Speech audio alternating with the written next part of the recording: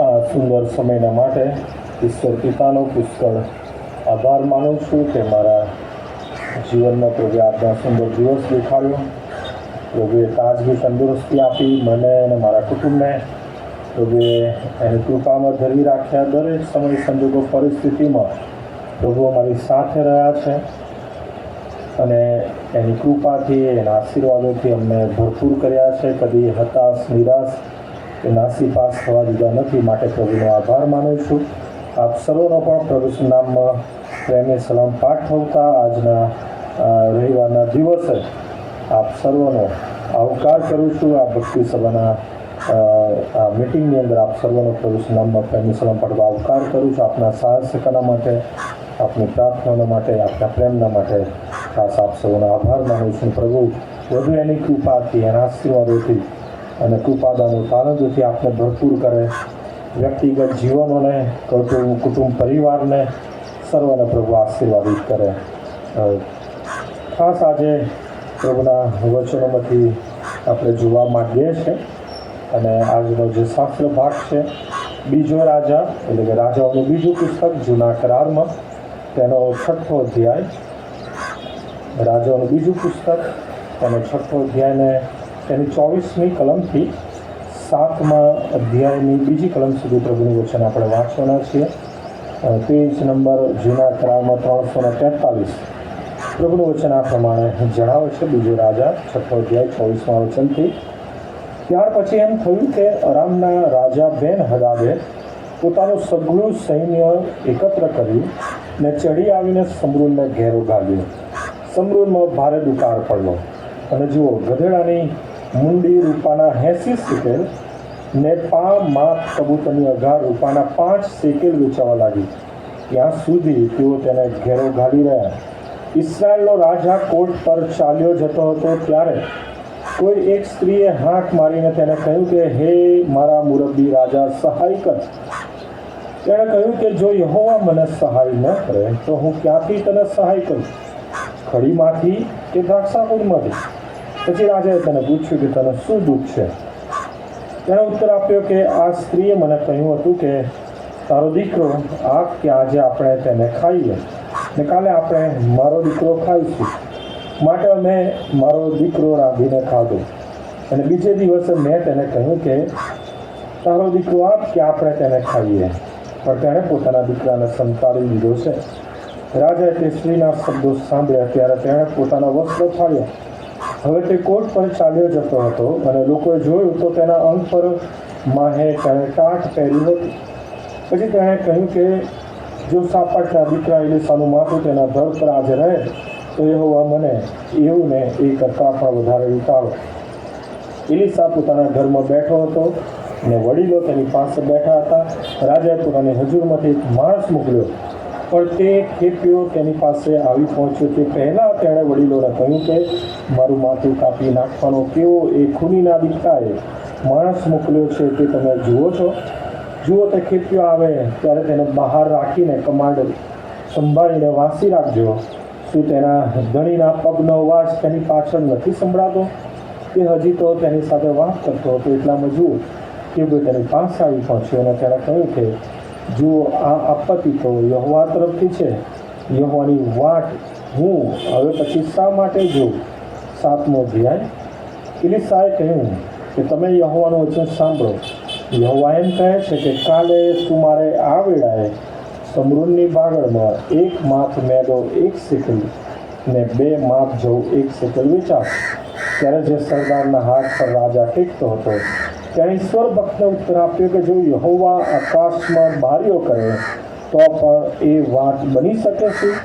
અને તેણે કહ્યું કે જો તું તે નજરે જોશે પણ તેમાંથી ખાવા પામશે નહીં. આ પ્રભુનું વચન છે.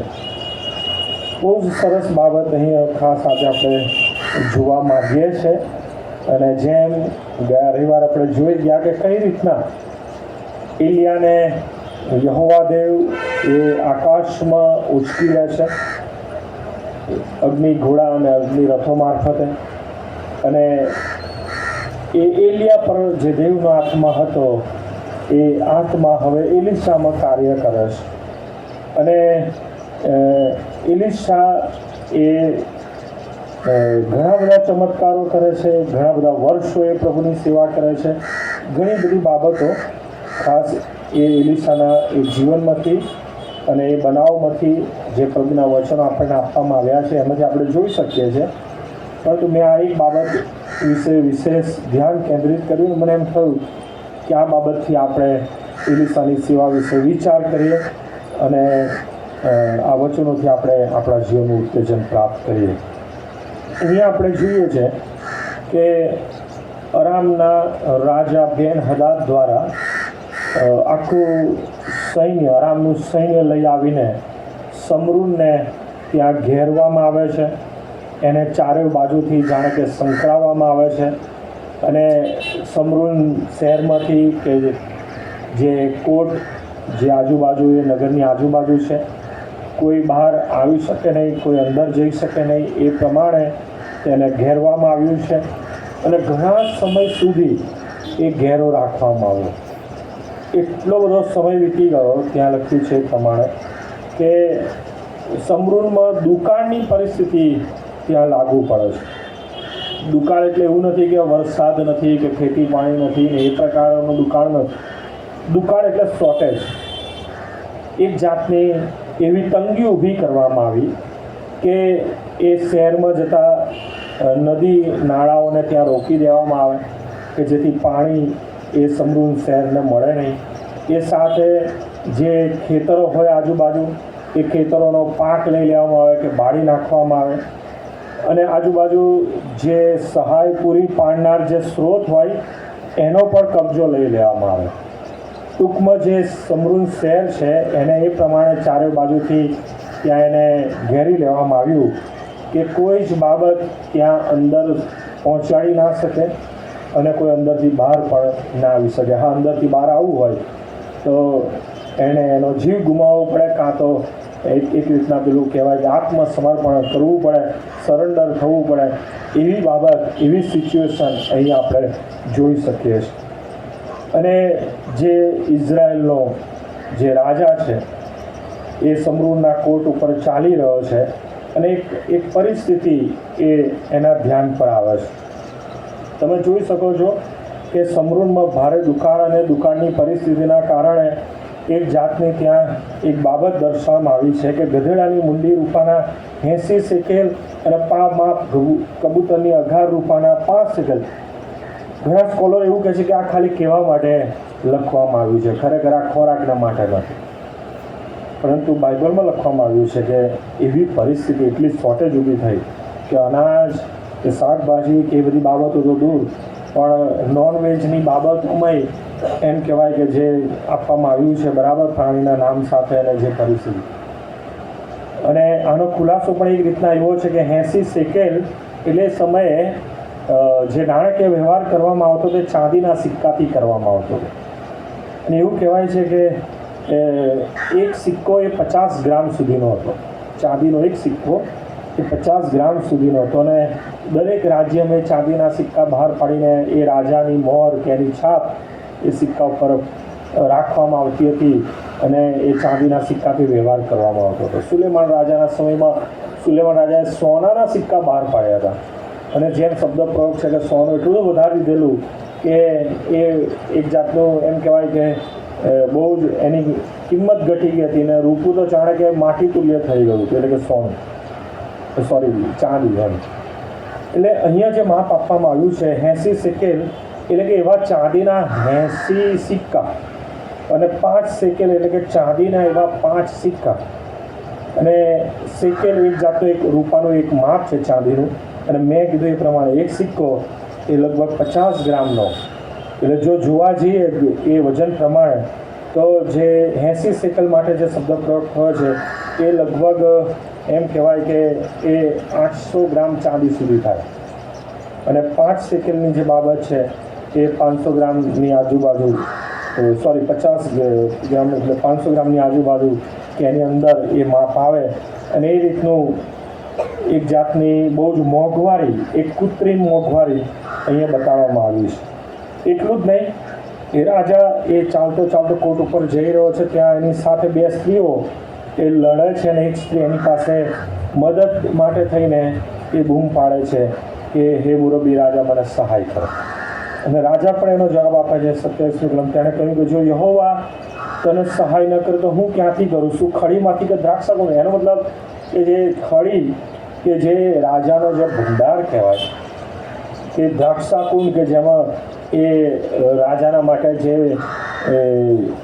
કોઠારમાં એ દ્રાક્ષાકુંડમાં જે બાબતો અખતિયારમાં રાખવામાં આવે કે સ્ટોક કરવામાં આવે, અત્યારના શબ્દોમાં સમજાવીએ તો અત્યારે કોલ્ડ સ્ટોરેજમાંથી મોટાભાગની બાબતો આવે છે કે અમુક બાબતો કોલ્ડ સ્ટોરેજમાં સંગ્રહી રાખવામાં આવે છે અને જેમ જરૂર પડે એમ માનવીય વપરાશના માટે એ બજારમાં પૂરી પાડવામાં આવે છે. એટલે કે માંગ જે પ્રમાણે હોય એ જ પ્રમાણે ઉત્પાદનની સાથે સ્ટોક પણ રાખવામાં આવે. અને અહીંયા રાજાના માટે એવી જ બાબત હતી કે એની ખડીમાં અને દ્રાક્ષાકુંડમાં રાજા કે હું શું ત્યાંથી મદદ કરું, કેમ કે એ પણ ખાલી થઈ ગયા. રાજાનું કહેવું એ પ્રમાણેનું છે કે હું ક્યાંથી સહાય કરું, ખડીમાંથી કે દ્રાક્ષાકુંડમાંથી? એનો મતલબ એ ખડી અને દ્રાક્ષાકુંડ ખાલી થઈ ગયા છે, એમાં કશું જ રહ્યું નથી. એટલે કે રાજા એ લાચાર છે, એ મદદ કરી શકતો નથી. તેમ છતાં એ પૂછવા ખાતર પૂછે છે કે તને શું દુઃખ છે 28મી કલમમાં. અને સ્ત્રી એનું દુઃખ વર્ણવે છે કે એ બે સ્ત્રીની વાત છે કે આ સ્ત્રીએ મને કહ્યું, એટલે કે બીજી સ્ત્રીની બાબત ત્યાં દર્શાવે છે. અને એણે કહ્યું કે તારો દીકરો આપ કે આજે આપણે એને ખાઈએ. કેટલી કરુણ બાબત! કેમ કે ભૂખ એ અસહ્ય છે, ભૂખ એ સહન થતી નથી. ખાવાના જે સ્ત્રોત કહેવાય એ ખતમ થઈ ગયા છે. ઇવન જે પ્રાણીઓ હતા, કેમ કે જો ગધેડા સુધી આવી ગયા, એનો મતલબ જે ખાવાની ના પાડે છે એ પણ ખતમ થઈ ગયું છે. ખોરાક કોઈ પ્રકારે રહ્યો નથી. અને હવે પરિસ્થિતિ એ છે કે માણસને ખાય ત્યાં સુધીની પરિસ્થિતિ. અને બે સ્ત્રીઓ એ સમજીને બંને પોતાની પ્રાઇવસી રાખતા એમ કે આપણે બંને જ જાણીએ શું કરીએ, તો કે આજે મારો દીકરો ખાઈએ, કાલે તારો દીકરો ખાઈએ, અને એ પ્રમાણેની બાબત છે. પણ રાજાને કહેવામાં આવે છે એ બાબત વિશે આપણે જોઈએ તો કે જે આ સ્ત્રીએ મને કહ્યું 28મી કલમમાં આગળ કે આ સ્ત્રીએ મને કહ્યું કે તારો દીકરો આપ કે આજે આપણે તેને ખાઈએ ને કાલે આપણે મારો દીકરો ખાઈશું.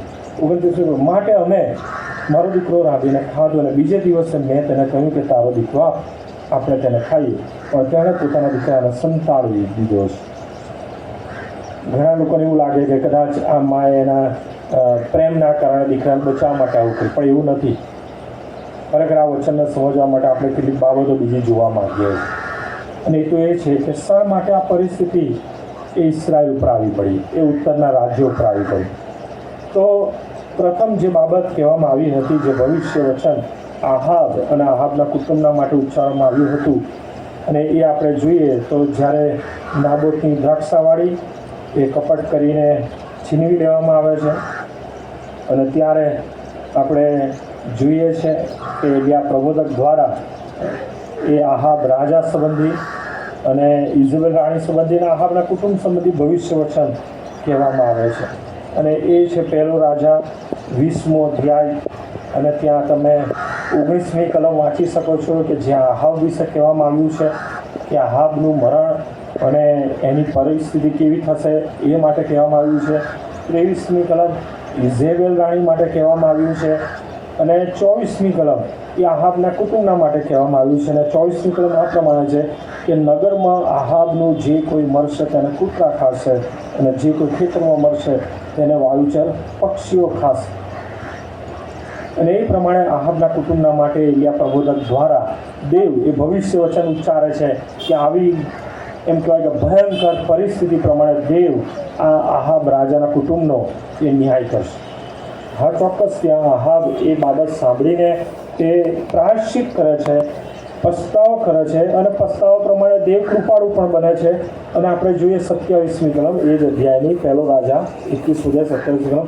આહાબે એ વચનો સાંભળ્યા ત્યારે એમ થયું કે તેણે પોતાના વસ્ત્ર ફાડીને પોતાના અંગ પર ટાટ પહેર્યું, ઉપવાસ કર્યો, ટાટ ઓળીને સૂતો, ધીમી ગતિએ ચાલવા લાગ્યો. 28મી કલમ યહોવાનું વચન એલિયા પાસે આવ્યું, આહાબ મારી આગળ કેવો દીન થઈ ગયો છે તે તું જુએ છે કે નહીં? તે મારી આગળ દીન થઈ ગયો છે, માટે તેના દિવસોમાં એ આપત્તિ હું નહીં લાવું. એટલે કે આહાબ રાજાના એ એ આયુષ્યના દિવસો એટલે કે એ મરી ગયો ત્યાં સુધી આપત્તિ ના લાવી, પરંતુ પ્રભુએ એમ નથી કીધું કે નહીં આવે. આગળ જોઈએ શું કહે છે, પણ તેના દીકરાઓના દિવસોમાં તેના ઘર પર હું એ આપત્તિ લાવીશ. અને જે આ સમય છે એ સમયનો રાજા જો આપણે જોઈએ તો આહાબના મરણ પછી એનો દીકરો એ અહાઝિયા રાજા થાય છે. અને અહાઝિયા એને કોઈ બાળક નહોતું અને એ બાળક વગર મૃત્યુ પામે છે. અને એના પછી એનો ભાઈ એ રાજા બને છે. અને આપણે જોઈએ એ રાજા બનવાની જે બાબત છે 8મો અધ્યાય, બીજો રાજા 8મો અધ્યાય, જો કે આગળ પણ છે, પરંતુ આ જે પરિસ્થિતિ અરામના રાજાનું ચડી આવવું અને ત્યારે રાજા કોણ છે એ માટે આપણે જોઈએ 8મો અધ્યાયને 16મી કલમ, બીજો રાજા 8મો અધ્યાય 16મી કલમ. ઇસ્રાયેલના રાજા આહાબના દીકરા યોરામને 5મે વર્ષે યહોશાફાટ યહૂદાનો રાજા હોવા છતાં યહૂદાના રાજા યહોશાફાટનો દીકરો યહોરામ રાજ કરવા લાગ્યો. બે રાજાઓના નામ સરખા આવે છે અને ઘણી વખત અદલા બદલી બી થઈ જાય છે, યોરામ અને યહોરામ. અને ઘણી વખત તો એક જ નામ આવે છે કે યહોરામ ઇસ્રાયેલનો રાજા હોય છે ને યહોરામ એ યહૂદાના રાજા તરીકે પણ આવે. ઘણું કન્ફ્યુઝન હોય છે. અહીંયા એક બાબત એ માટે હોય છે કે યહોશાફાટ અને આહાબ એ બંને વેવાઈ હોય છે. યહોશાફાટનો દીકરો એ આહાબની દીકરી સાથે ત્યાં લગ્ન કર્યા હોય છે, એટલે બંને ઘણી બાબતમાં અમુક બાબતો એક સરખી રાખે છે, પોતાના દીકરાઓના નામ પણ સરખા રાખે છે. એટલી મિત્રતા, એટલો ગાઢ સંબંધ એવો હોય છે કે મિત્રતા એમણે સંબંધમાં ફેરવી દીધી અને સગપણમાં એકબીજાની સાથે બંધાયા. એ બાબત આપણો વિષય નથી એટલે જોવા માંગતા નથી, પણ આ તો એક વિચાર આપ્યો કે કંઈ કન્ફ્યુઝ થવાની જરૂર નથી. બે રાજા અલગ અલગ છે. આહાબનો દીકરો એ યોરામ છે અને યહોશાફાટનો દીકરો એટલે કે યહૂદિયાના રાજા યહોશાફાટનો દીકરો એ યહોરામ છે. અને જો બાઇબલમાં નામ બદલાય તો યહોરામને તમે ઇસ્રાયેલનો રાજા સમજો તો એ કંઈ વાંધો નથી. નામ એ ખાલી સરખા છે, વ્યક્તિઓ બે અલગ અલગ છે. ટૂંકમાં યોરામ એ રાજા બને છે, પહેલાં અહાજિયા હોય છે. અહાજિયાને કોઈ બાળક નથી હોતું, એ મૃત્યુ પામે છે, 2 જ વર્ષ રાજ કરે છે. અગાસી પરથી પડી જાય છે, બીમાર થાય છે, સાજાપણા માટે પ્રબોધક પાસે એની સ્ત્રીને મોકલે છે, પરંતુ એને સાજાપણું મળતું નથી, એ મૃત્યુ પામે છે. એના મૃત્યુ પછી એનો ભાઈ એટલે કે આહાબનો દીકરો એ યોરામ રાજા બને છે. અને યોરામના સમયમાં આ પરિસ્થિતિ બને છે, અરામનો રાજા એ ચડી આવે છે. ટૂંકમાં જે આપણે જોવા માગીએ છીએ દેવનો ન્યાય, જે આહાબ અને એના કુટુંબ પર જે ન્યાય શાસન લાવવાની બાબત છે એ આહાબના સમયમાં ના આવતા આહાબના દીકરા યોરામના સમયમાં આવે છે. અને પ્રભુ જે શબ્દ, જે ન્યાયની બાબતો જેના સેવક એલિયા દ્વારા બોલ્યા હતા એ જ પ્રમાણે દેવ એ રાજાઓનો પણ ન્યાય કરે છે અને પ્રજાનો પણ ન્યાય કરે છે. પ્રજાનો પણ એટલા માટે કે જે એલિયા પ્રબોધક એની સેવાઓ અને એની જે બાબતો હતી ત્યાં સુધી બે મત વચ્ચે ડચુપચું રહેશો, પરંતુ જીવતો દેવ યહોવા છે એ સાબિત થયું હોવા છતાં, કબૂલાત કરી હોવા છતાં કે હા જીવતો દેવ યહોવા છે, એની આગળ નમી ગયા હોવા છતાં, એની આગળ પોતાનું માથું નમાવીને એ કબૂલાત કરી હોવા છતાં એ લોકો પાછા ફરી ગયા, જીવતા દેવનો ત્યાગ કર્યો, વચનોનો ત્યાગ કર્યો, નિયમોનો ત્યાગ કર્યો, પ્રભુના સેવકની એ ઉચ્ચારેલી આજ્ઞાઓનો ત્યાગ કર્યો અને ફરી પાછા હતા એવા પાપી જીવનમાં એ લોકો પાછા ફરી ગયા. અને માટે દેવ એ પક્ષપાતી નથી, દેવ એ અદ્દલ ન્યાયી છે અને દેવ એના વચન પ્રમાણે ન્યાય કરે છે પ્રજાનો અને રાજા. એવું નથી કે આ બાબત માટે થઈને દેવે એ આજ્ઞા ના આપી હોય.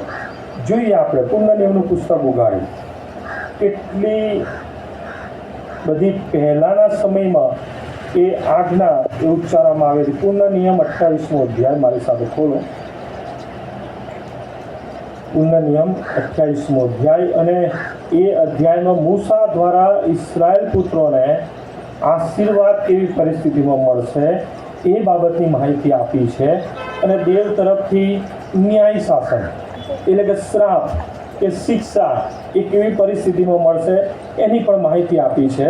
ઘરે જઈને ચોક્કસ આ વચનો વાંચજો. પુનઃ નિયમનું પુસ્તક 28મો અધ્યાય 1 થી 14 કલમ આશીર્વાદની બાબત આપી છે કે જો તમે પ્રભુને, દેવને, યહોવાના વચનને અને પ્રભુની બાબતોને અનુસરશો તો પ્રભુ કેટલો તો તમને પ્રેમ કરશે, કેટલી અજાયબ એની કૃપાથી તમારું રક્ષણ કરશે, તમને આશીર્વાદિત કરશે.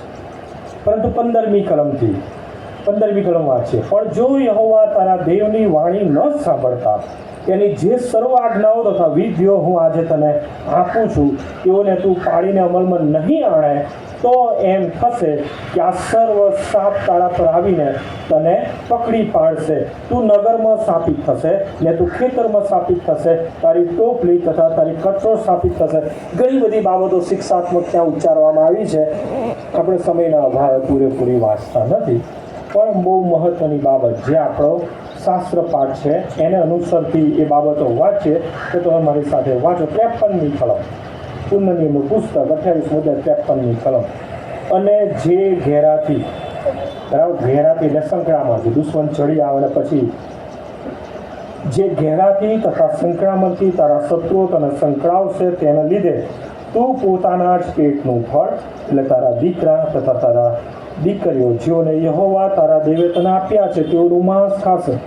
તમારામાંના જે કોઈ કોમળ તથા બહુ નાજુક પુરુષ હશે તેની આંખ પોતાના ભાઈ પ્રત્યે ને પોતાની પ્રાણપ્રિય સ્ત્રી પ્રત્યે કે પોતાના બાકી રહેલા છોકરા પ્રત્યે ભૂંડી થશે, એવી કે પોતાના જે છોકરાને તે ખાતો હશે તેમનું માંસ તેઓમાંના કોઈને તે નહીં આપે.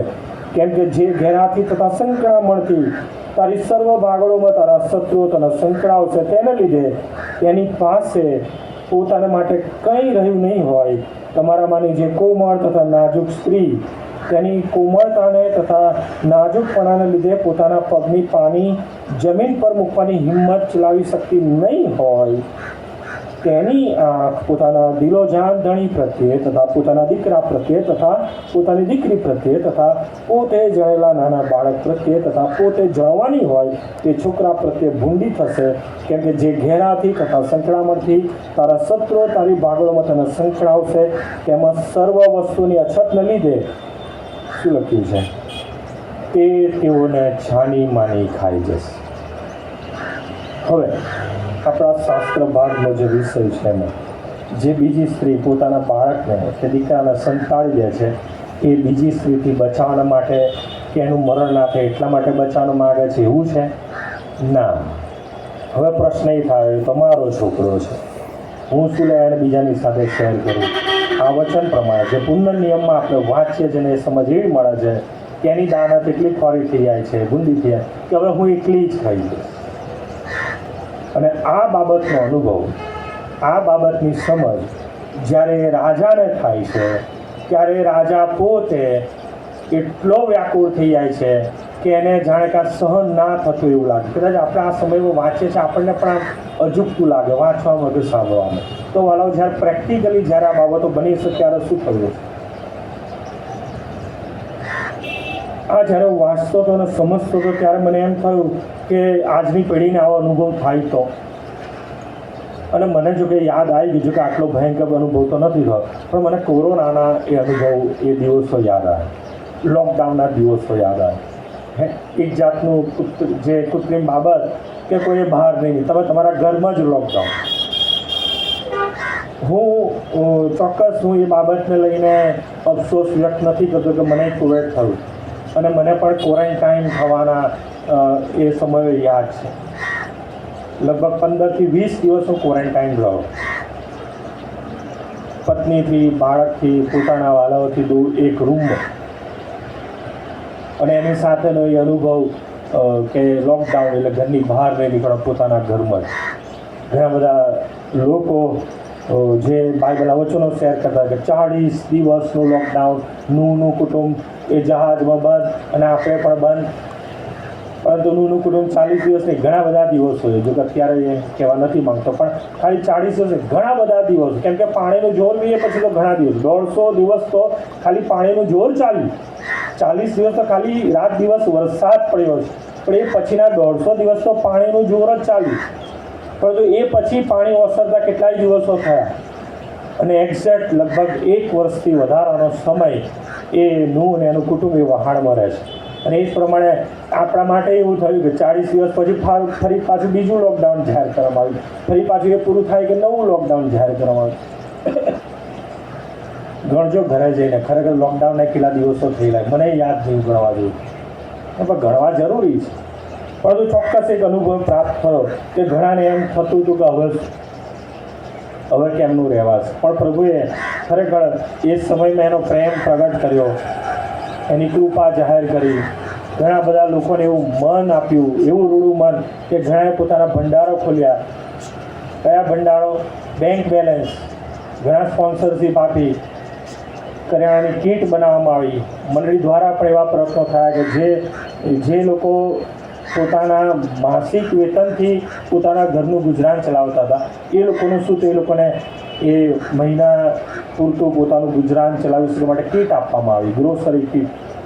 ઘણી બધી બાબતો એ રીતે આપવામાં, આર્થિક સહાય કરવામાં. પરંતુ શું થાય છે, આપણે માણસ છે ને, માણસ માત્ર ભૂલને પાત્ર એ કહેવાય છે, એટલે કે ભૂલી જઈએ છીએ ઘણી બધી. અને અહીંયા પણ એ થયું, પ્રભુના પ્રેમને, પ્રભુના વચનોને દરગુજર કરવામાં આવી. એ રાજા હોય કે પ્રજા હોય, જીવતા દેવનો ત્યાગ. અને પ્રભુ પણ પક્ષપાતી નથી. પ્રભુએ તો ઓલરેડી પહેલેથી કીધું કે જો તમે મને તજશો તો હું પણ તમને તજી દઈશ. એવું નથી કે એ ઇસ્રાયેલ લોકોના માટે એ મૂસાની આજ્ઞા પછી એ લોકો બહુ આધીનતામાં રહે, ના. એ આખી પેઢી એ મૂસાની સાથે ત્યાં મૃત્યુ પામી. 2 જ વ્યક્તિ યહોશુઆ અને કાલેબ વચનના દેશમાં જાય છે, એની સાથે આખી નવી પેઢી એ વચનના દેશ કનાનમાં પ્રવેશ પામે છે. યહોશુઆની આગેવાનીમાં યહોશુઆ જીવ્યો ત્યાં સુધી એ નવી પેઢી પણ પ્રભુની આધીનતામાં રહે. અને યહોશુઆના મરણ પછી શું જોઈએ એના માટે બાઇબલ શું કહે છે? તો ન્યાયાધીશોનું પુસ્તક ખોલો. ન્યાયાધીશોના પુસ્તકમાંથી આપણે જોઈએ કે યહોશુઆના મરણ પછી શું થયું. તો ત્યાં આપણે જોઈએ છે ન્યાયાધીશોનું પુસ્તક 2 અધ્યાય અને 7મી કલમ. અને યહોશુઆની આખી જિંદગી સુધી તથા તેના મરણ પછી જે વડીલો જીવતા રહ્યા હતા અને જેઓ ઇસ્રાયેલને સારું જે સર્વ મોટા કામો યહોવાએ કર્યા હતા, દીઠા હતા, તેઓની આખી જિંદગી સુધી લોકોએ યહોવાની સેવા કરી. પણ પછી શું? તો તમે જોઈ શકો છો કે હવે 10મી કલમ, 2 અધ્યાય 10મી કલમ. અને તે આખી પેઢી પણ પોતાના પિતૃઓની સાથે મળી ગઈ અને તેઓના પછી એક એવી પેઢી ઉત્પન્ન થઈ કે જે યહોવાને તથા ઇસ્રાયેલને સારું તેણે જે કામ કર્યું હતું તે પણ જાણતી નહોતી. અને માટે 11મી કલમ, હવે ઇસ્રાયેલ પુત્રોએ યહોવાની દ્રષ્ટિમાં જે ભૂંડું હતું તે કર્યું. અને શું થયું? પ્રભુએ જ્યારે એના લોકો કે જેઓને એના નામથી મુદ્રાંકિત કર્યા છે, યહોવાના લોકો કે જેઓ એ પ્રભુના ચમત્કારોના સાક્ષી હતા, એનો મહિમા પ્રગટ કરવાનો હતો, એટલે કે દેવનો મહિમા પ્રગટ કરવાનો હતો આખી પૃથ્વી પર. એના બદલે એ લોકો જગતના થઈ ગયા. અને જ્યારે પ્રભુ એના લોકોને તજી દેતો, એ લોકો દુઃખમાં પછી પ્રભુને યાદ કરતા, તો એ જ 2 અધ્યાય ન્યાયાધીશોનું પુસ્તક 16મી કલમ પાછળના ભાગમાં શું કહે છે? પછી યહોવાએ ન્યાયાધીશોને ઊભા કર્યા કે જેઓએ તેમને પાયમાલ કરનારાઓના હાથમાંથી છોડાવ્યા. 18મી કલમ. જ્યારે યહોવા તેઓને સારું ન્યાયાધીશો ઊભા કરતો હતો, ત્યારે યહોવા તે ન્યાયાધીશની સાથે રહેતો ને તે ન્યાયાધીશના જીવતા સુધી તેઓના શત્રુના હાથમાંથી તેઓને તે બચાવતો હતો. અને લોકો એ ન્યાયાધીશના જીવતા સુધી પ્રભુનું ભય અને બીક રાખતા હતા. પણ 19મી કલમ ફરી પાછું એ અધ્યાયની. પણ ન્યાયાધીશના મરણ પછી એમ થતું કે તેઓ પાછા ફરી જતા હતા, અન્ય દેવોની ઉપાસના કરીને તથા તેઓને પગે લાગીને. તેઓ તેમના બાપ દાદાઓ કરતાં વધારે ભ્રષ્ટ થઈ જતા. તેઓ પોતાના કામથી તથા દુરાચારથી પાછા હટતા નહીં. તેથી ઇસ્રાયેલ પર યહોવાને રોષ કર્યો અને તેણે કહ્યું કે જે કરાર આ પ્રજાના બાપ દાદાઓની સાથે કર્યો હતો તેનું તેઓ ઉલ્લંઘન કર્યું છે ને મારી વાણી પર લક્ષ આપ્યું નથી. માટે યહોશુઆએ મરતી વેળાએ જે દેશ આપ્યો રહેવા દીધી હતી તેઓમાંથી કોઈને હું પણ હવે પછી તેઓની આગળથી હાંકી કાઢીશ નહીં.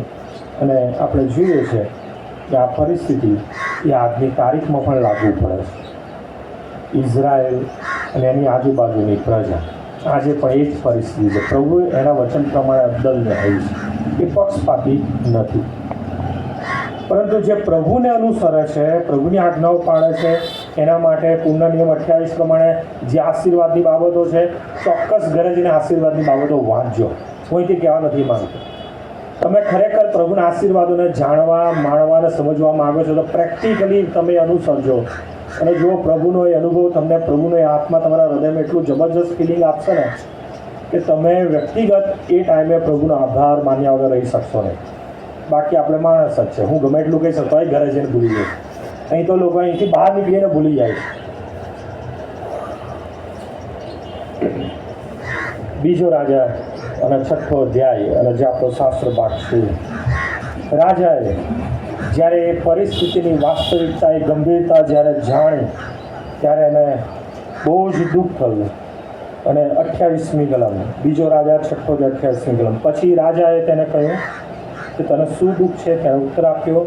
અને પછી આપણે જાણીએ છીએ 29મી કલમ, માટે અમે મારો દીકરો રાંધીને ખાધો અને બીજે દિવસે મેં તેને કહ્યું કે તારો દીકરો આપ કે આપણે તેને ખાઈએ, પણ તેણે પોતાના દીકરાને સંતાડી દીધો છે.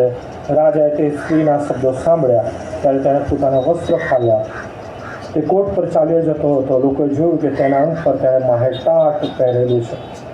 અને પ્રભુ આ પસ્તાવિક હૃદયને અંગત રીતના જોયું છે. રાજા એ બતાવવા નહોતો માંગતો કે હું આ પરિસ્થિતિથી ખરેખર પસ્તાઈ રહ્યો છું. એણે ઉપર રાજાના વસ્ત્રો પહેરેલા, પણ માહે તો એણે ટાટ પહેરેલું. એણે કોઈ રાજાને એવા ભોક્કાદાર વસ્તુ નથી. એટલે જ્યારે આ સાંભળ્યું અને એ દુઃખમાં એણે, એ આવેશમાં એણે એના જે રાજાનો જે જબ્બો કે ઉપરનો પોશાક હતો એ ફાડે છે.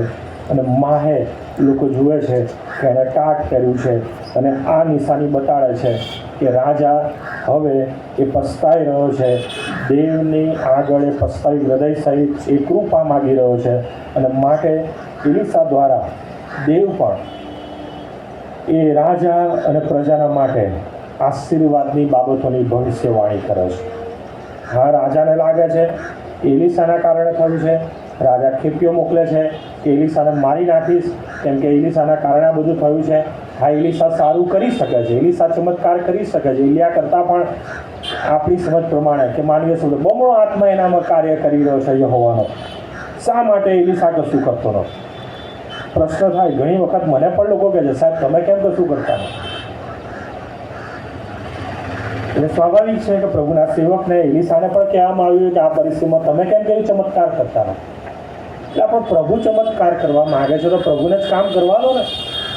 ઓલરેડી જો આપણે પ્રભુના દ્રષ્ટિકોણથી, પ્રભુના વચનોની સમજથી જો આપણે વિચારીએ તો પ્રભુ જે કામ કરે છે માણસ કરતાં વિશેષ હોય છે. અને ખરેખર આ દિવસોમાં પાળક તરીકે મને અને પાસ્ટોરેટ કમિટીને, પંચાયતને, મંડળીના ઘણાને અનુભવો થયા છે કે પ્રભુ કામ કરે છે. પ્રભુ એ ખોટી બાબતોને નથી ચલાવેલા. પણ જરૂરી છે કે જ્યાં પ્રભુ તક આપે છે ત્યાં પસ્તાવી હૃદય સહિત પ્રભુની પાસે આવવું રહ્યું અને પ્રભુની પાસે માગવું અને પ્રભુને સરેન્ડર થવું એ ખૂબ જરૂરી છે. પરંતુ ઘણી વખત માનવી ઈગો એટલી હદે વધી જાય છે ને કે આપણે પ્રભુના એ આશીર્વાદોને અને પ્રભુ જે સામેથી માફીની તક આપે એને લાત માર્યો છે. તમારો વિચારજો કે જે અદ્દલ ન્યાયી, જે જીવતો દેવ છે એ આવનાર દિવસમાં કેવો ન્યાય કરે છે. કેવળ તૈયાર જ રહેવું, બસ. રાહ જુઓ, ધીરજ રાખો અને તમે પ્રભુના મહાન કામ જોશો. એટલે આ જ બાબત છે. જો કે એલીસાના જીવનનો ખરેખર સેવાનો જે ધ્યેય રહ્યો છે આ જ રહ્યો છે. એ કોઈ બી બાબતમાં એ ઉતાવળ નથી કરતો. આવનાર દિવસમાં ફરી બીજી બાબતોથી આપણે આ સમજીશું કે હંમેશા એલીસા બહુ ધીરજ રાખે અને બહુ શાંતિથી. જ્યારે એલિયાનો સ્વભાવ બહુ એગ્રેસિવ હતો, એ બહુ ઉતાવળો થઈ જાય ઘણી બાબતોમાં. બહુ મોટી આશા રાખી નાખે અને બહુ મોટા પરિણામની આશા રાખી. તો આમ થયું છે, પ્રભુ આટલું જબરદસ્ત કર્યું છે તો આમ થશે, બહુ જબરદસ્ત, પણ એવું નથી થયું. દેવ એને પણ સમજાવે છે ધીરજ રાખ, થશે. પણ એલીસાની જે સેવાનો જે ગોલ છે, જે હેતુ છે અને જે બાબતનો અનુભવ પ્રાપ્ત થાય છે એ ઘણી બધી બાબતો દેવ દ્વારા થવા દે છે. અને પછીથી એ સમજાવે છે કે આ દેવ દ્વારા થયું છે કે જેથી માણસ તરીકે માનવીય બુદ્ધિથી, માનવીય જ્ઞાનથી અને માનવીય હૃદયથી આપણે આ સમજી શકીએ કે વાસ્તવિકતા શું છે. અને એલીસા એની સાથેના વડીલોને એ જ બાબત સમજાવે છે કે રાજાએ ખેપીઓ મોકલ્યો છે. ઓલરેડી એ મને મારી નંખાણ માટે આજ્ઞા કરી ચૂક્યો છે. એ ખેપીઓ દરવાજે આવી બી ખખડાવી બી ખરું, પણ એણે કીધું કે બરાબર બહુ મજબૂતાઈથી દરવાજો વાંકી રાખો, રાજા પણ પાછળ જ આવે છે. અને એવું જ કહ્યું, રાજા પાછળ પણ આવે. અને પછી એલીશા એ વડીલોની હાજરીમાં અને રાજાની હાજરીમાં ભવિષ્ય વચન ઉચ્ચારે છે. દેવે જે બાબત કહી હતી, આશીર્વાદની બાબત, કે પ્રભુ પસ્તાવી હૃદય જુએ છે. હા, એ રાજાએ ભલે જાહેરમાં પસ્તાવ ના કર્યો આહાબની જેમ, કેમ કે આહાબ બધો જાહેરમાં એ કાર્ય કર્યું, પોતે ટાટ પહેર્યું અને પસ્તાવી હૃદય સહિત એ રાજમહેલની એ બિછાણાનો ત્યાગ કરીને એ ભૂમિ ઉપર નમ્યો અને ભૂમિ ઉપર બેઠો. પરંતુ આ તો ઇસ્રાયેલનો રાજા એ બતાવવા નથી માંગતો કે પસ્તાર, પણ દેવ એનું હૃદય જુએ છે. અને પ્રભુ એ રાજા માટે, પ્રજા માટે આશીર્વાદની બાબતો કહે છે. અને આપણે વાંચ્યું 7મો અધ્યાય અને પહેલી 2 કલમો. એલીશાએ કહ્યું કે તમે યહોવાનું વચન સાંભળો. યહોવા એમ કહે છે કે કાલે શું મારે આ વેળાએ બહુ રાહ જોવાની જરૂર નથી. કાલના દિવસ સુધી રાહ જુઓ. શું થશે? સમુદ્રની ભાગળમાં 1 માપ ને તો 1 શેકેલ ને 2 માપ જવ 1 શેકેલ વેચાશે. ત્યારે જે સરદારના હાથ પર રાજા ટેકતો હતો, તેણે ઈશ્વર ભક્તને ઉત્તર આપ્યો કે જો યહોવા આકાશનો ભાર્યો કરે તો પણ એ વાત બની શકે શું? અને તેણે કહ્યું કે જો તું તે નજરે જોશે પણ તેમાંથી ખાવા પામશે. કેટલું જબરજસ્ત વચન. અને એટલા માટે જ મેં કીધું કે મને પણ એ બાબત યાદ આવી ગઈ, કોરોના કાળની, લોકડાઉનની. પરંતુ ચોક્કસ હું મારા અનુભવથી અને બહુ જ એમ કહેવાય કે ખાતરી સહિત હું એ કહી શકું છું કે પ્રભુને ઓળખનાર કોઈ પણ એના બાળકોને પ્રભુએ કશાની પણ તંગી પડવા દીધી નથી. ઇવન આપણે ઈચ્છીએ કલ્પેથી વિશેષ બેસ્ટ બાબતો પ્રભુએ આપણને એ સમયમાં પણ આપી છે. અને ઉપરથી તો જે પ્રભુને ઓળખે છે એના માટે એ સમય બહુ આશીર્વાદિત રહ્યો. પોતાના કુટુંબ સાથે, પોતાના પત્ની સાથે, પોતાના બાળકોની સાથે રહેવાનો. ખરેખર તો એ સમયની જેવી ટેવ મને પડી ગઈ છે ને કે અત્યારે પણ મને મારું ઘર છોડીને કે કુટુંબથી દૂર જવાનું મને કંટાળો આવે. મુલાકાતનો સમય બરાબર જાણે કે ઘણા લોકોને એમ છે કે સાહેબ કે મુલાકાત લેતા હોય, પણ એક જાતનું મને પણ હવે એ પ્રભુની સંગતથી ને એ બાબતની જાણે કે હવે મને પણ ટેવ પડી ગઈ છે. પણ ચોક્કસ એક બાબતની ખાતરી આપું છું, તમને જરૂર હોય તમે બોલાવશો, ચોક્કસ હું આવીશ. જ્યાં તમને જરૂર હશે, માંદગીમાં કે કોઈ બી એવા પ્રશ્નોની બાબતમાં પ્રાર્થના વિનંતી માટે તમે કહેશો, અવશ્ય હું, બાળક પરિવાર કે પંચ કમિટી સભ્યો વડીલો અમે ચોક્કસ આવીશું, પ્રાર્થના કરીશું અને અમે તમારી સાથે છે. એની ખાતરી આ સમયે હું આપીશ. એલીશાએ કહ્યું આશરે કાલે આ સમયે જ આ બાબત થશે. અને એવું થયું. શું થયું? ચમત્કાર થયો. ત્યાં અરામના સૈન્યમાં એ રાત્રે પ્રભુએ એ પ્રમાણેનો અવાજ સંભળાવ્યો. તમે જોઈ શકો છો 7મો અધ્યાય 5મી કલમથી ત્યાં આ પ્રમાણે લખ્યું છે. તેઓ સંધ્યાકાળે અરામીની છાવણીમાં જવા સારું ઉઠ્યા અને તેઓ અરામીની છાવણીની સરહદ પર પહોંચ્યા. ત્યારે જો ત્યાં કોઈ પણ માણસ નહોતો, કેમ કે પ્રભુએ અરામીઓના સૈન્યને રથોનો અવાજ તથા ઘોડાઓનો અવાજ એટલે મોટા સૈન્યનો અવાજ સંભળાવ્યો હતો. તેથી તેઓએ એકબીજાને કહ્યું કે જુઓ, ઇસ્રાયેલના રાજાઓએ હિત્તીઓના રાજાઓને તથા મિસ્રીઓના રાજાઓને નાણાં આપીને આપણી વિરુદ્ધ ચડાઈ કરવા સારું મોકલ્યા છે. માટે સંધ્યાકાળ થતાં ઉઠીને તેઓ નાસી ગયા હતા અને તેઓના તંબુઓને, તેઓના ઘોડાઓને તથા તેઓના ગધેડાને એટલે છાવણી જેમ હતી તેમ મૂકીને તેઓ જીવ લઈને નાઠા. અને અહીંયા એ કોળિયાઓની બાબત છે કે 4 કોળિયા હતા. એ લોકો સમરૂન શહેરમાં હતા. અને આમ પણ એ સમયે આપણે જાણીએ છીએ કે આવા વ્યક્તિઓને સમાજમાં ધિક્કારવામાં આવતા હતા. અને એટલા માટે 4 જણા સાથે જ હતા.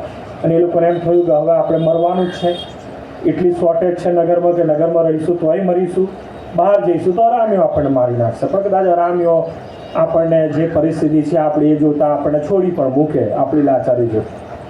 જો ત્યાં એ લોકો ઓલરેડી 3જી કલમ એ પ્રમાણે વિચાર પણ કરે છે. હવે દરવાજાના નાકા આગળ 4 કોળિયા બેઠેલા હતા. તેઓ એકબીજાને કહ્યું, શા માટે આપણે અહીં બેસી રહીને મરી જઈએ? જો આપણે કહીએ કે ચાલો નગરમાં જઈએ તો ત્યાં પણ દુકાળ છે એટલે કે મરી જઈશું ને ત્યાં પણ આપણે મરી જઈએ, અને જો છાનામાં અહીં બેસી રહીશું તો પણ મરી જઈશું, તો અરામીઓના હાથમાં જ પડે, અરામીઓ મારી નાખે, જીવતા છોડે. આપણા માટે સારું રહેશે. અને એ જાય છે તો અરામીઓની છાવણીમાં કોઈ જ હોતું નથી અને એ જુએ છે કે અરામીઓના તંબુઓ ખાલી છે અને એ લોકોને આશ્ચર્ય થાય છે. પણ પ્રભુએ એ કામ કર્યું છે. એલીસા દ્વારા જે ભવિષ્ય વચન ઉચ્ચારવામાં આવ્યું કે કાલે આ સુમારે આવો ચમત્કાર થશે, આ સમયે ચમત્કાર થશે, અને એ રાત દરમિયાન જે થયું અને અરામીઓ એ પોતાની છાવણી, પોતાના ભંડારો, પોતાના ઘોડાઓ બધું એમને મૂકીને ભાગી ગયા. અને એ કોળિયાએ શું જોયું? 8મી કલમ. પેલા કોળિયા છાવણીની સરહદ પર આવ્યા ત્યારે એક તંબુમાં બેસીને તો એ ખાધું પીધું ને ત્યાંથી રૂપું સોનું વસ્ત્રો લઈને લઈ જઈને સંતાડ્યા. પછી પાછા આવ્યા, બીજા તંબુમાં બેઠા, ત્યાંથી પણ લઈ લીધું અને સંતાડ્યું. 9મી કલમ. પછી હવે તમે જુઓ, એમને સેન્સ આવી બહુ જબરજસ્ત. અને આ જ વસ્તુ આપણે જોવા માંગીએ છીએ કે આજના દિવસમાં પ્રભુને ઓળખનારા, પ્રભુના વચનો જાણનારા, કે પોતાને પ્રભુના એ વચનોને અનુસરનારા પ્રભુના સેવકો બતાડતા હોવા છતાંય આજના દિવસોમાં આવી સેન્સ, આવી જાગૃતતા નથી કે જે આ સામાન્ય સમાજથી ધિક્કારાયેલા, તજાયેલા એ કોળિયામાં એ બાબતો હતી. કેવી બાબત? 9મી કલમ. પછી તેઓએ એકબીજાને કહ્યું કે આ આપણે ઠીક નથી કરતા.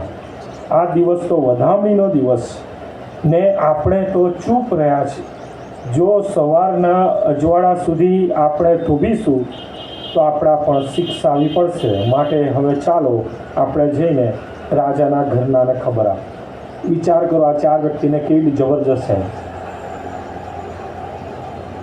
ખરેખર તો એમને કેવું થવું જોઈએ કે આપણને કોઈએ પૂછ્યું નહીં, નગરમાં આપણે ધિક્કારાયેલા છે સમાજથી કે બધા, કોઈ આપણને એમ કહેવાય કે લક્ષમાં લેતું નથી, કોઈ આપણને પૂછતું નથી, કોઈ મદદરૂપ થતું નથી. આપણે તો મરવાના, આપણે શું લેવા બીજાને મદદરૂપ થાય? હે મરવાનો, ભલે આખું સમૃદ્ધ શહેર નાશ પામતું, એ રાજાને પ્રજા નાશ પામતા, આપણે આપણું ઘર ભરો અને આપણા ભંડારો ભરો. બસ હું અને મારું ઘર, મારા ભંડારો, મારી આશીર્વાદની બાબતો. ઘણા લોકો પ્રભુના આશીર્વાદનો આ રીતના જ ઉપયોગ કરે છે. અને પ્રભુ ઈસુ ખ્રિસ્ત બહુ સ્પષ્ટ રૂપની સુવાર્તામાં પેલા મૂર્ખ ધનવાન વિશે કહે છે એ પ્રમાણે, જે દેવ પ્રત્યે ધનવાન નથી એના જેવો જ એ મૂર્ખ છે કે જેણે પોતાના મનમાં કહ્યું કે હે જીવ, ખા પીને આનંદ. પરંતુ પ્રભુનું વચન કહે છે કે કાલે શું થશે તું જાણતો. અને આ જ બાબત છે કે આવતીકાલ વિશે તો આપણે પણ જાણતા નથી શું થશે. પણ પ્રભુ જે બાબતની સમજ આપે છે, જે પ્રમાણે પ્રભુ આપણને આપણી પાસે પ્રેક્ટિકલી જીવન માગે છે, વ્યવહારુ જીવન માગે છે, એ પ્રમાણે આપણે શું વર્તીએ છીએ, શું એ પ્રમાણે જીવીએ છીએ. આ 4 વ્યક્તિઓએ કે જે રોગી હતા, શાપિત હતા, તેમ છતાં આ આશીર્વાદોને એ વહેંચે છે અને એ રાજાને ખબર આપે છે કે આ પ્રમાણેનું છે. આખી છાવણી ખાલી છે. રાજાને વિશ્વાસ થતો નથી કે કદાચ અરામીઓના સૈન્યોની આ ચાલ હશે. એ પણ ઘરે જઈને વાંચ્યું. રાજા જાસૂસોને મોકલે છે. માંડ 4 ઘોડા મળે છે અને જેવા તેવા બિચારા દુબળા પાતળા ઘોડાને લઈને એ લોકો તપાસ કરે છે. ઘણે દૂર સુધી જુએ છે. છાવણી તો ખાલી હોય છે, પણ દૂર સુધી જે અરામીઓ ભાગ્યા હતા ને એના રસ્તાઓમાં પણ જે એમને પેલું લીધેલું હોય ને બધું ફેંકતા ગયા, એનાથી આખો રસ્તો ભરાઈ ગયો છે. જો એ વાંચીએ એ બાબત વિશે તો ત્યાં આપણે લખીએ છીએ 14મી કલમથી જોઈએ, 7મો અધ્યાય 14મી કલમ. એથી તેઓએ ઘોડા જોડેલા 2 રથ લીધા અને રાજાએ તેમને અરામીઓના સૈન્યની પાછળ મોકલતા કહ્યું કે જઈને જુઓ. 15મી કલમ. તેઓ તેમની પાછળ યર્દન સુધી ગયા. એટલે કે સમરૂનથી છે કે યર્દન સુધી, યર્દન ક્રોસ કરીને આરામમાં જવાનું, એટલે ઘણું બધું લાંબુ અંતર. યર્દન સુધી એ લોકો ગયા અને જુઓ, જે વસ્ત્રો તથા પાત્રો અરામીઓ ઉતાવળમાં લીધેલા એ પણ ફેંકી દીધેલા એ રસ્તામાં મળ્યા. અને ત્યાં લખ્યું છે લીધે ફેંકી દીધા હતા, તેથી આખો માર્ગ ભરપૂર હતો. અને સંદેશિયાઓએ પાછા આવીને રાજાને ખબર આપી. અને પછી શું થયું? પછી જે વ્યક્તિએ પ્રશ્ન કર્યો હતો કે આ ઇમ્પોસિબલ છે, દેવ ચાહે ને તો પણ પોસિબલ ના થાય, જો દેવ સ્વર્ગમાં બારીઓ ખોલી નાખે અને આપે ને તો પણ પોસિબલ ના થાય, એવી બાબત ત્યાં જોવા મળે છે. 16મી કલમ. ત્યાર પછી લોકોએ બહાર નીકળી આવીને અરામીઓની છાવણી લૂંટી. એમ યહોવાના વચન પ્રમાણે મેદાનો 1 માપ 1 શેકેલ ને જવના 2 માપ 1 શેકેલ વેચાયા. જે સરદારના હાથ પર રાજા ટીકતો હતો એણે દરવાજાની સંભાળ રાખવાનું સોંપ્યું. રાજા ઉતરીને તેની પાસે આવ્યો ત્યારે ઈશ્વર ભક્તે જેમ કહ્યું હતું તેમ તે સરદાર દરવાજામાં લોકોના પગ તળે છુંદાઈને મરણ પામ્યો. ઈશ્વર ભક્તે રાજાને બોલાવીને કહ્યું હતું કે કાલે સુમારે આ વેળાએ સમૃદ્ધની ભાગળમાં 2 માપ જવ 1 શેકેલ ને 1 માપ મેદો 1 શેકેલ વેચાશે. એમ થયું અને તે સરદાર ઈશ્વર ભક્તને ઉત્તર આપ્યો હતો કે હવે જો યહોવા આકાશનો બારીઓ કરે તો પણ શું એ વાત બની શકે? ત્યારે તેણે કહ્યું હતું કે જો તું તે તારી આંખે જોશે પણ તેમાંથી ખાવા પામશે નહીં. અને તે જ પ્રમાણે તેને થયું, કેમ કે તે દરવાજામાં લોકોના પગ તળે છુંદાઈને મરણ પામ્યો. વાલાઓ, આપણે આવા ના થઈએ, પ્રભુનું પારખું કરનારા ના થઈએ, પ્રભુના વચનોને પડકારનારા ના થઈએ, પ્રભુના વચનોની આધીનતામાં આવીએ અને પ્રભુએ જે બાબતો આપણા જીવનમાં આપી છે, જે આશીર્વાદો આપ્યા છે, હા, એ આશીર્વાદોમાં પ્રભુના મહિમાના માટે વપરાય. કઈ રીતના પ્રભુનો મહિમા થશે? એક જ બાબત છે અને એ છે માર્કની સુવાર્તા. અને માર્કની સુવાર્તા તેનો 25મો અધ્યાય. અને ત્યાં આપણે જોઈએ છે, ત્યાં પણ રાજા છે અને પ્રજા છે, 2 બાબતમાં વહેંચેલી છે ઘેટા બકરામાં. અને ત્યાં આપણે જોઈએ છે રાજા આ પ્રમાણે કહે છે, માર્કની સુવાર્તા 25મો અધ્યાય. બધા જાણે છે વચન 34મી વચન. ત્યારે રાજા પોતાની જમણી તરફના કહે છે કે મારા બાપના આશીર્વાદિત આવો, જે રાજ્ય જગતનો પાળો નાખ્યા ગાઓ તમારે સારું તૈયાર કરેલું છે, એનો વારસો લો. અને ત્યાં પ્રભુ એમના વિશે સાક્ષી આપે છે. એ રાજા સાક્ષી આપે છે, કેમ કે હું ભૂખ્યો હતો તો મને ખવડાવ્યું, હું તરસ્યો તો પાણી પાડ્યું, પારકો હતો તો મને પરોણો રાખ્યું, નાગો હતો વસ્ત્ર પહેરાવ, માદો તો ખબર જોવા આવ્યા, કેદમાં હતો મારી ખબર લીધી. ત્યારે ન્યાયીઓ તેને ઉત્તર દેશે, પ્રભુ ક્યારે અમે તને ભૂખ્યો દેખી ખવડાવ્યું? બરાબર. અને પ્રભુ ત્યાં 40મી કલમમાં જવાબ આપે છે. ત્યારે રાજા તેઓને ઉત્તર દેશે, હું તમને ખચિત કહું છું કે આ મારા ભાઈઓમાંના બહુ નાનાઓમાંથી એકને તમે તે કર્યું એટલે તે મને કર્યું.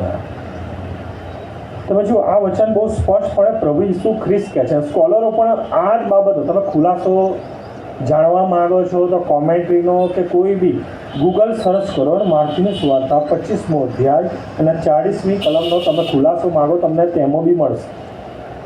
અત્યારે તો ગૂગલમાં પણ પ્રભુના વચનોના ખુલાસા મળે છે, બહુ ઇઝી, બહુ સ્પષ્ટ લખ્યું છે કે આ એ માટે પ્રભુ કહે છે કે મારા ભાઈઓમાંના, એટલે કે સ્વાભાવિક છે કે તમારા ભાઈઓમાંના જે તમારી સાથેના છે, જે તમારા સાથેના, એટલે કે તમારા લોહીના કે તમારી સાથેના, એટલે કે તમારા મંડળીના કે તમારા ભાઈઓ, એટલે કે તમારા સમાજના છે, એ લોકો માટે ખાસ કહેવામાં આવે. કેમ કે પ્રશ્ન એ જ થાય છે ઘણી વખત, આપણે આનું ઇન્ટરપ્રિટેશન એવું કહે છે કે ભિખારીના, અને એ જ બાબત ખ્રિસ્તી લોકો કરે છે. પોતાના ભાઈને જેને જરૂર છે એને મદદ નહીં કરે, પણ ભિખારીને જઈને આપે છે. પોતાના ભાઈને જેને જરૂર છે એને જાણીએ બી છે કે આ વ્યક્તિને ગરજ છે, એને નહીં આપે. કેમ? મારો ખ્રિસ્તી ભાઈ છે, મારું આપેલું લેશે ને એ પહેરશે કે બહાર રોકથી ફરશે તો મને સહન નહીં થાય, આપણે નથી જોઈ શકતા. અને એટલા માટે બીજાને આપી દઈશું કે જેને આપણે ઓળખતા નથી, જાણતા નથી, એવાને આપણે મદદરૂપ થઈએ.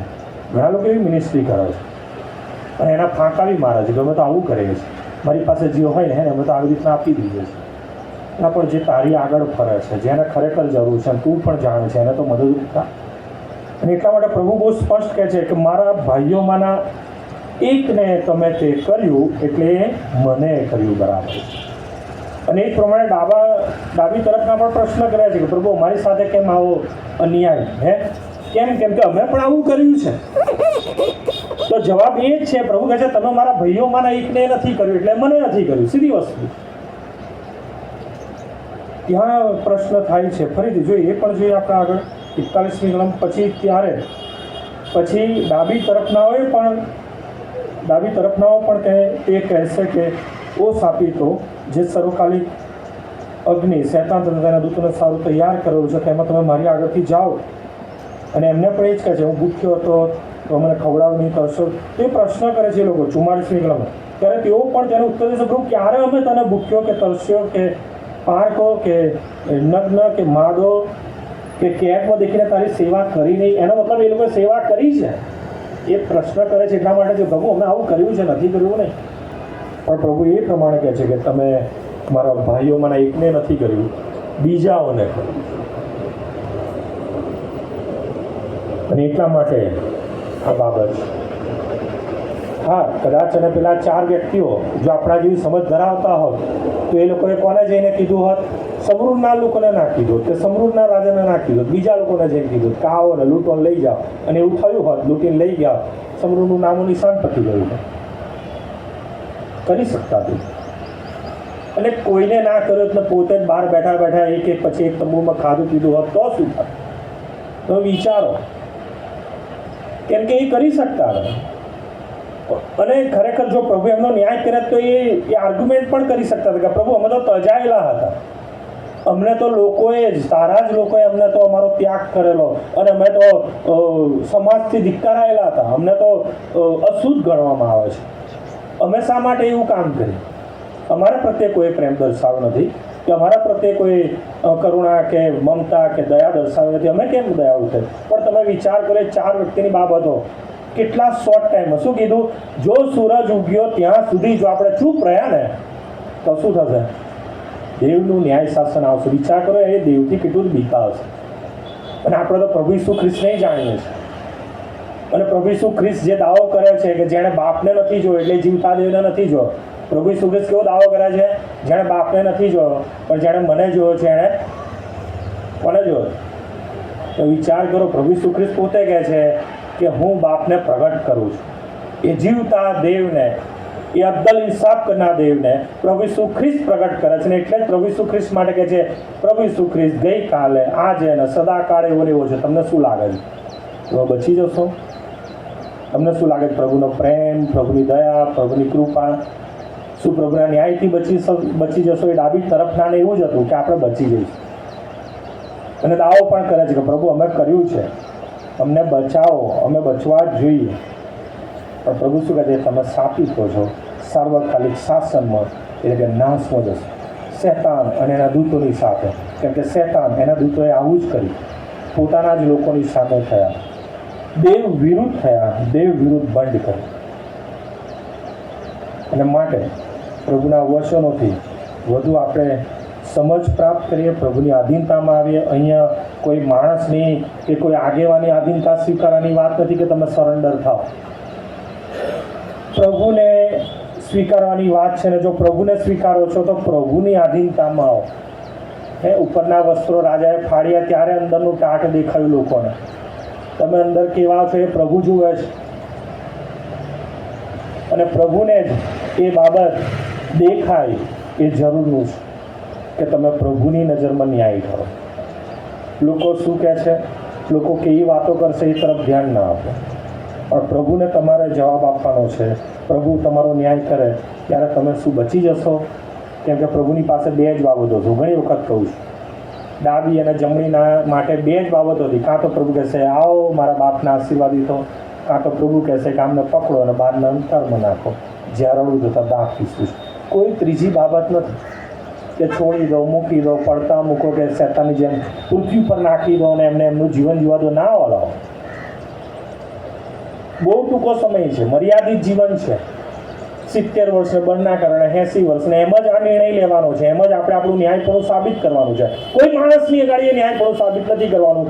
દેવની આગળ તમે ન્યાયી છો એ તમારે સાબિત કરવાનું છે. તમારા હૃદયમાં રહેલો આત્મા તમને એક ખાતરી કરી આપશે કે ખરેખર તમે ન્યાયી છો. બધા કેમ કે જે કરવાનું છે આપણે કરતા નથી. પાઉલ પણ એ બાબતના માટે થઈને તો કહે છે કે મારે જે કરવાનું છે એવું નથી કરતો, જે નથી કરવાનું એ હું કરું. કેમ? કોણ કરાવડાવે છે? દેવનો આત્મા કરાવડાવે છે? ના, શેતાન કરાવડાવે છે.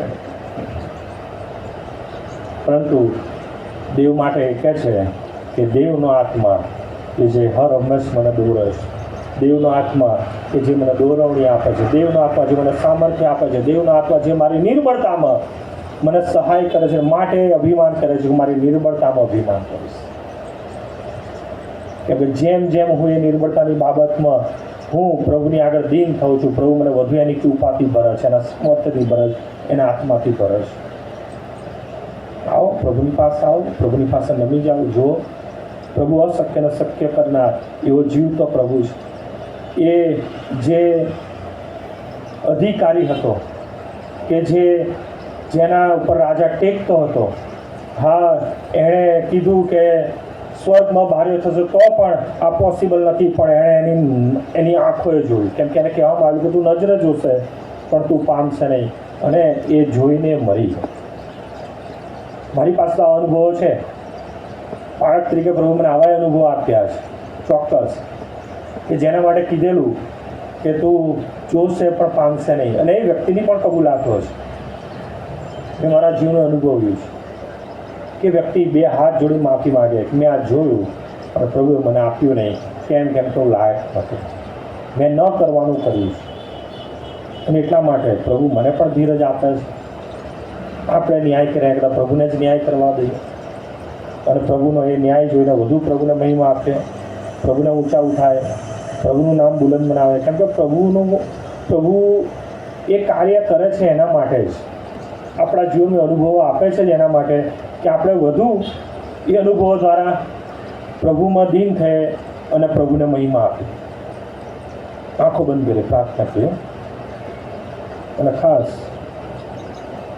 જે અનુભવો પ્રભુએ આપણા જીવનમાં આપ્યા છે, આપણે બીજા લોકોનું વિચારવાનું નથી, આપણા જીવનમાં આપ્યા છે. આપણા અત્યાર સુધીના આયુષ્યમાં જે અનુભવો આપણને આપ્યા, આપણે ક્યાંક ગામડાઓમાં લીપણવાળા મકાનોમાં રહેતા હતા, પહેરવાના ચંપલો નહોતા, શરીરના કપડાં પણ અસ્તવ્યસ્ત ફાટેલા તૂટેલા, કેવી પરિસ્થિતિમાં ખાતા હતા, અને ત્યાંથી પ્રભુ આપણે ઉચ્ચ પદે લઈ આવે. ઉત્તમ બાબતો, આશીર્વાદની બાબતો, ચાહે આપણા શરીરના માટે હોય, ચાહે આપણા ઘરના માટે હોય, ચાહે આપણા વાલાઓ માટે હોય, ઇમ્પોસિબલ બાબતો હતી, અને પ્રભુએ શક્ય કર્યું. આપણે નજરે જોઈ શકીએ છીએ, પણ તેમ છતાં આપણે પ્રભુનો આભાર માનવામાં, પ્રભુનો એ આશીર્વાદો દ્વારા મહિમા પ્રગટ કરવામાં આપણે કમથી માલુમ પડ્યા છે. શું કરવાનું છે એ પ્રભુ જ આપણને બતાડે છે. કેવી બાબતો દ્વારા પ્રભુનો મહિમા પ્રગટ કરવાનો છે પ્રભુ આપણને દોરવણી આપે છે, તેમ છતાં આપણે આંખ આડા કાન જોડ્યા છે. આપણા હૃદયને, આપણા કાનોને આપણે કઠણ કર્યા છે. આપણે પ્રભુનો અવાજ સાંભળ્યો નથી, પ્રભુની ઈચ્છા આપણા હૃદય દ્વારા આપણે લાગુ પાડી નથી, એ પ્રમાણે વર્ત્યા નથી, એ પ્રમાણે આપણે કામ કર્યા નથી, ન કરવાનું કર્યું છે. પ્રભુ કહે છે મારું ન્યાય શાસન આવે એ પહેલાં મારી કૃપાના ભાગીદાર છે. હિબ્રુઓના પત્રમાં બહુ સ્પષ્ટ લખ્યું છે, જો એ પ્રભુના પ્રેમને, પ્રભુની કૃપાને આપણે વેડફી નાખીશું તો પ્રભુ કોઈ જ પ્રકારે આપણને માફ નહીં કરે, કેમ કે પ્રભુ અદ્દલ ન્યાયી છે. જો એ કૃપા વિશે આપણે બેદરકાર રહીશું તો પ્રભુ આપણો ન્યાય કરશે, એ ચોક્કસ. માટે પ્રભુની આગળ દીન થઈ, હા, આપણું પસ્તાવી હૃદય પ્રભુની આગળ ખુલ્લું કરીએ. લોકોને જણાવવાની જરૂર નથી, પણ પ્રભુની આગળ આપણું એ પસ્તાવી હૃદય ખુલ્લું કરીએ, અને પ્રભુને કહે કે પ્રભુ, આ તમે આપેલા આશીર્વાદોમાં અને તમે આપેલી આ નવી તકમાં હું તમારા મહેમાન માટે વપરાઈશ. એ 4 કોડિયાઓ આશીર્વાદો પ્રાપ્ત કરીને ચૂપ બેસી રહ્યા નહીં. એમણે નિર્ણય લીધો કે જો સવારે સૂર્ય ઉગે તે પહેલાં આપણે આશીર્વાદ વહેંચીશું નહીં તો દેવનો ન્યાય આપણા જીવનમાં આવી જશે. હવે દેવના ન્યાયથી બીએ પ્રભુ ઈસુ પોતે કહે છે કે જે ફક્ત શરીરનો નાશ કરી શકે છે એનાથી તમારે બીવાની જરૂર નથી, પણ જે શરીરનો અને આત્માનો નાશ કરી શકે છે તેનાથી બીવવાની તમારે જરૂર છે. હું ફરીથી તમને કહું છું કે તમે તેનાથી બીવો. પ્રભુ, અમે તમારો પુષ્કળ આભાર માનીએ છીએ આજના વચનો માટે, તમારી કૃપાના માટે, તમારા પ્રેમના માટે અને તમારા આશીર્વાદો માટે. હા પ્રભુ, અમે કલ્પીએ કે અમે ઈચ્છીએ તે વિશેષ તમે અમારા માટે આશીર્વાદરૂપ બન્યા છો. હા, આજ સુધીના અમારા જીવનમાં ચોક્કસ પ્રભુ અમે પહેલાં ક્યાં હતા અને આજે ક્યાં છે, જો એ વિશે વિચાર કરીએ તો આજે અમે અમારા બેસ્ટ પોઝિશન પર ઉત્તમ આશીર્વાદો માણી રહ્યા છે. પરંતુ જો આશીર્વાદો માણતા અમે બેસી રહીશું તો તમારું ન્યાય શાસન પણ પ્રભુ ચોક્કસ અમારા જીવનમાં આવનાર છે. એ બાબત સંબંધી અમને ગંભીરપણે વિચારવાને માટે કૃપા આપો. અને પ્રભુ એ સમજતા વધુ અમે તમારા મહિમાને માટે વપરાઈએ અને તમારો મહિમા પ્રગટ કરીએ તેવું તમે થવા દો. જેમ તમે કહ્યું આ મારા ભાઈઓ મારા નાનાઓને કરીએ મને કરી બરાબર છે. પ્રભુ અમે તમારા પ્રેમને વહેંચીએ, તમારા આશીર્વાદને વહેંચીએ અને તમારા મહિમાને માટે વપરાય તેવું તમે થવા દો. તમારા પાપ અપરાધોને ક્ષમા આપો. પ્રાર્થના પ્રભુ નામમાં સાંભળો, માન્ય કરો. આમેન.